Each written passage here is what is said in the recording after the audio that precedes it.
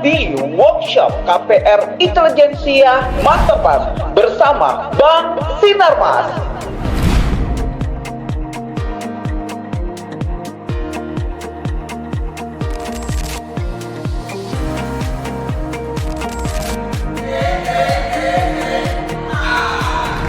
Halo teman-teman, kita ketemu lagi di LJH Real Talk. Nah, kali ini saya ada bintang tamu karena saya berhasil menculik beliau berdua di acara workshop kami. Pak Denwil dan Pak Rudi dari Bank Sinarmas. Susah banget nyulik mereka berdua ini, susah banget. Walaupun di Jakarta tapi aduh jadwalnya hektik banget. Tapi tadi kita workshop berjalan dengan baik ya Pak ya. Puji Tuhan Pak. Teman-teman pesertanya juga hidup, kita dapat insight baru. Ya nanti ditunggu deh cuplikan workshopnya. Nah sekarang Pak, saya nggak mau rugi nih. Divisi podcast tetap harus dapat daging juga nih. Pak, kita mau bicara tentang seputar Gen Z. Yang notabene Gen Z ini memang jadi incaran kami sih, baik dari sisi join as a PC maupun dari klien, karena banyak sekarang klien-klien yang manggil para teman-teman broker ini tante bantuin cari rumah dong, tante om bantuin cari rumah. Nah itu kan menunjukkan bahwa Gen Z sudah mulai merajalela. Buat Pak Rudi nih, buat pembukaan nih Pak, apakah membeli rumah di usia 20-an masih realistis dilakukan di saat ini, Pak? Nah, gini. Nah, ini menarik nih, Pak. Kebetulan sejalan dengan apa yang dilakukan oleh Bank Sinarmas, Pak. Kita pun menyadari bahwa generasi itu kan mulai shifting nih, Pak. Sekarang generasi milenial nih, Gen Z ini kan akan mulai menatap masa depan mereka gitu kan. Dan untuk pertanyaan yang pertama Bapak, itu sangat realistis, Pak. Jadi, kami juga sudah menyediakan KPR jangka panjang, Pak. Ya. Kalau KPR sebelumnya itu antara 15 sampai 20 tahun, Pak. Ini kita perpanjang sampai 25, Pak. Jadi dengan sampai 25 tahun tersebut, dengan gaji yang dimiliki oleh Gen Z itu, Pak, dia masih tetap bisa beli ke rumah, Pak. Tuh, jadi ini good news ya buat para Gen Z. Bank Sinarmas memberikan fitur khusus buat kalian, yaitu tenor yang panjang. Tadinya 15, 20 mentok-tok. Nah sekarang bisa 25 tahun. Jadi teman-teman jangan ragu, beraniin isi aplikasi. Betul. Nah jangan lupa ke Sinarmas. Alah saya sponsornya. Pak Denwil. Banyak Gen Z bekerja sebagai freelancer. Nah, ini yang ditunggu-tunggu banyak teman-teman nih. Atau pekerja kreatif sekarang ini. Dari konten maker, konten apalah, pokoknya kita yang sering lihat di dunia maya tuh Pak. Nah, apakah mereka-mereka ini bisa sih Pak ngajuin KPR? Ya, monggo Pak Denwil. Oke, terima kasih Pak Petit. Memang kembali lagi zaman sekarang ini Gen Z ini sangat marak dengan konten kreatif atau pekerja-pekerja kreatif sedang booming saat ini. Pertanyaannya apakah layak untuk KPR? Sebenarnya layak-layak saja, tapi tetap kita harus memperhatikan terkait dengan jam terbang dari pekerja kreatif Gen Z ini. Ya untuk lebih detailnya teman-teman bisa langsung menghubungi kantor cabang kami terdekat Bank Sinarmas di daerah teman-teman terdekat di wilayahnya, atau bisa menghubungi ke call center kami biar kami dapat lebih menjelaskan lebih detail lagi terkait syarat dan ketentuan untuk teman-teman Gen Z yang pekerja kreatif. Itu sih. Nanti ada call centernya ya di bawah Pak Denwil, ada nomor teleponnya, bisa dikontak situ. Karena saya habis ikut workshop, saya tahu beberapa sih. Jadi salah satu tipnya, correct me ya Pak ya kalau if I'm wrong, kalau ada usaha sampingan, wah makin bisa lagi dia. Nah, tapi saya nggak mau ini deh, saya nggak mau bocorin. Pokoknya nanti teman-teman lebih jelasnya kontak ke call center Sinarmas biar dapat pendampingan yang benar. Ya.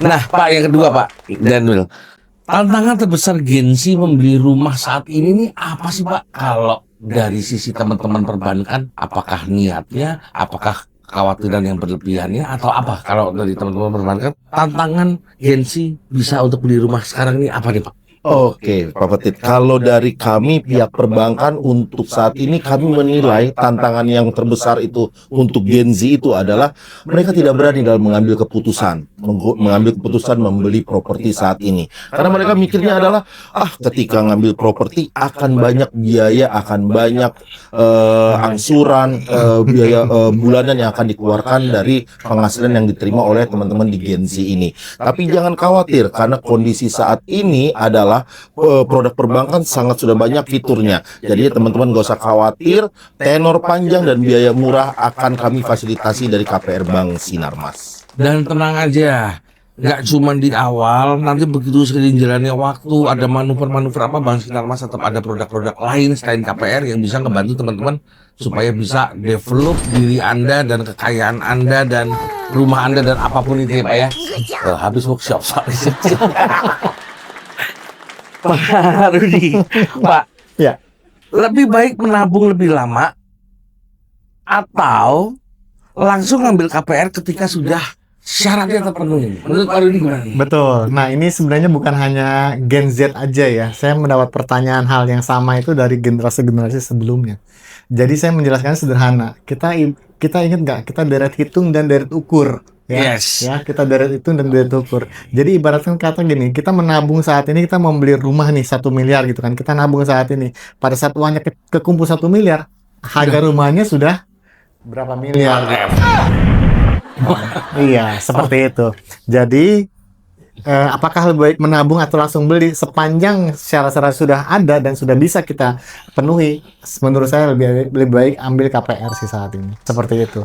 Mumpung bunga kita juga kompetitif, harga rumah juga masih relatif terjangkau gitu kan. Kalau kita menunggu sampai uang kita cukup, kita mau beli rumah tersebut, ujung-ujungnya yang dapat juga akan lebih jauh dan lebih kecil rumahnya, seperti itu. Yes. Jadi putuskan sekarang.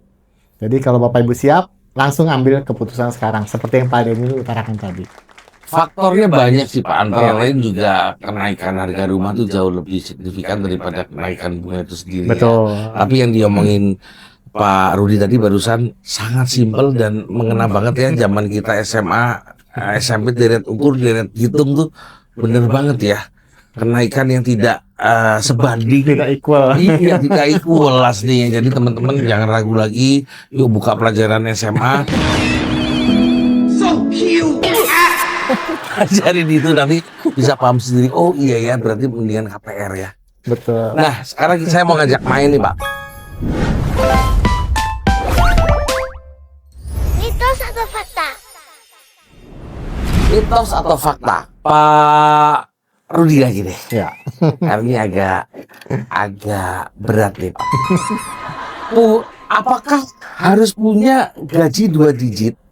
10 juta, 11 juta, agar bisa memiliki rumah Pak? Benar apa enggak? Tidak. Jadi saat ini bank memfasilitasi untuk KPR dengan jangka waktu panjang Pak, dengan tenor yang cukup panjang, dengan bunga yang cukup kompetitif, dan harga rumah pun baik apartemen maupun landed house itu masih ada yang di bawah 1 miliar. Jadi sangat visible buat mereka-mereka yang mempunyai income di bawah 2 digit Pak. Jadi jangan ragu-ragu Bapak Ibu, kalau punya income di bawah 2 digit, ya kita harus berani spend untuk membeli rumah, dan kita coba kurangi dari gaya hidup kita yang sebelumnya, seperti itu. Kita adjust lah. Kalau LTV sekarang berapa sih Pak? LTV sekarang kalau yang FK pertama itu sampai 95 Pak. Tuh, dulu ada zamannya LTV cuma 30%. Betul. Aman dulu banget, tapi sekarang sudah bisa sampai 85%. Jadi ini yang membuat kemungkinan nggak harus 2 digit bisa beli rumah sangat besar. Ya. Pak Denwil, apakah KPR selalu menjadi beban keuangan yang berat di teman-teman Gen Z ini? Wah, itu nggak benar. Itu mitos, Pak. Itu mitos. Karena apa? Dengan KPR dan teman-teman juga setiap tahunnya itu kita yakin pasti ada peningkatan penghasilan. Dan juga seiring dengan kewajiban beban KPR teman-teman juga akan meningkat terkait dengan penghasilannya. Nah, itu makanya saya bilang mitos terkait dengan concern itu. Tuh, tadi deret ukur, deret hitung tadi. Mau taruh pionnya di mana, ikutin itu gerakannya. Pasti akan terjawab ya teman-teman kalau masih nggak yakin apa kata Kabir 3.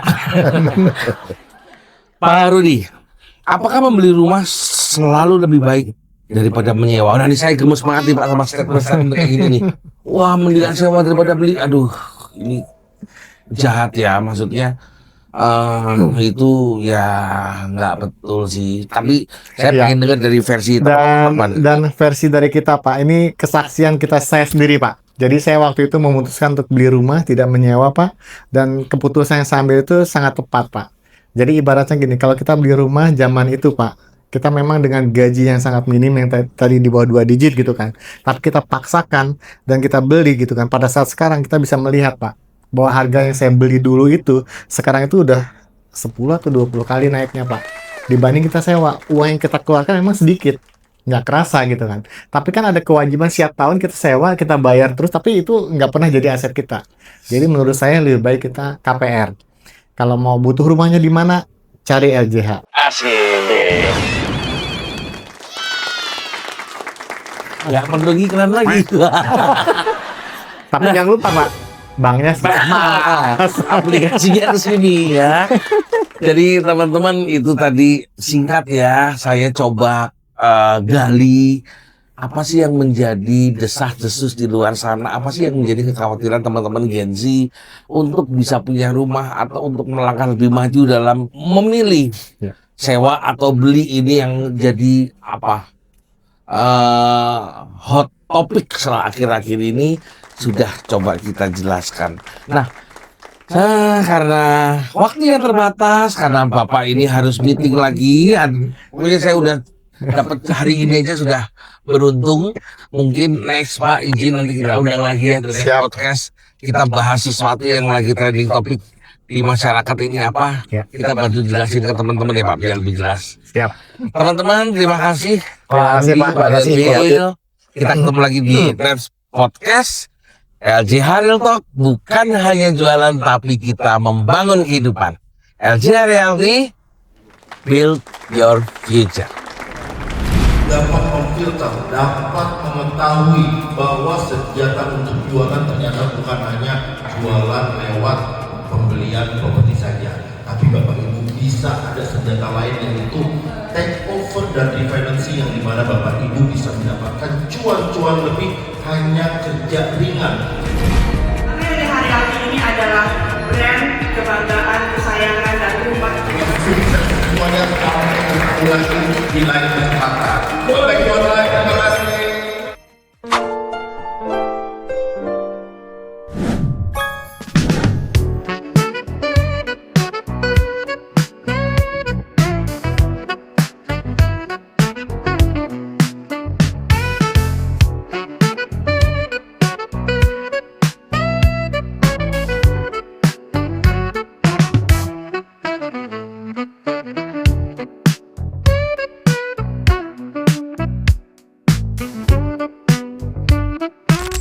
Tiga, dua, satu.